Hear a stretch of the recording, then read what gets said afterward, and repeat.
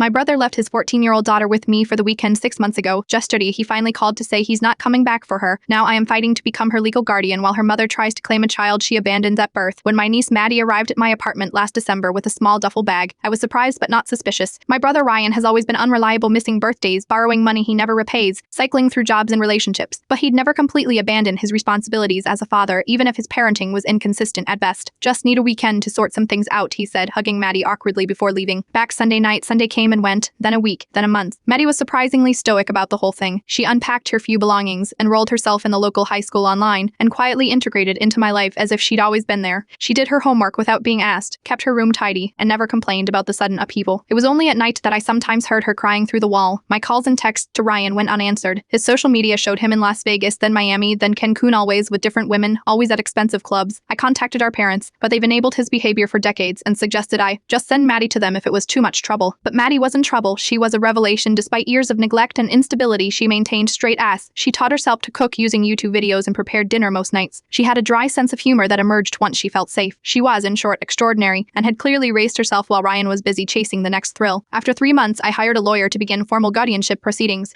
We couldn't locate Ryan to serve him papers. Then Maddie's birth certificate listed her mother as Rebecca Wilson, a woman who had left the hospital the day after giving birth and never returned. Yesterday, Ryan finally called. I was so relieved to hear from him that it took a moment to register what he was saying. Look, I am not coming back, he said, his voice artificially casual. I am moving to Thailand with Amber. We're opening a beach bar. Maddie's better off with you anyway. When I asked about child support or at least signing guardianship papers, he laughed. Can't exactly send money from Thailand, sis. Just do what you want. You've always been good at taking care of things. Before I could respond, he added, oh, and Rebecca reached out on Facebook. Repeat her Maddie was with you, she might call. He hung up before I could process this bombshell. Kaya enough this morning, a woman called claiming to be Maddie's mother. After 14 years of complete silence, she suddenly wants custody, along with the substantial child support Ryan never paid that's accumulated in a state trust. I've changed, she insisted. I deserve a chance to know my daughter. I haven't told Maddie about either call yet. She's preparing for a science competition this weekend. Her team developed a low-cost water filtration system that's already won regional finals. She's finally thriving after years of constant disruption. My lawyer says I have a strong case for guardianship given the abandonment by both parents, but family courts often favor biological connections over stability and welfare. The thought of Maddie being uprooted again to live with a stranger who happens to share her DNA makes me physically ill. Last night, Maddie knocked on my office door with a cup of tea. You seem stressed, she said, setting it beside my laptop. Is it about my dad? Because I heard your phone call yesterday? When I admitted it was, she nodded calmly. I knew he wasn't coming back the minute he dropped me off. He had that look. What look? I asked. The one he gets when he's found something more interesting than me. She shrugged, but I could see the pain behind her practiced indifference. For real, I mean, not just until he remembers I exist again. I hugged her then, promising I would do everything possible to make that happen. What I didn't tell her was that her mother had suddenly reappeared, or that our fight was just beginning. Some parents don't deserve their children.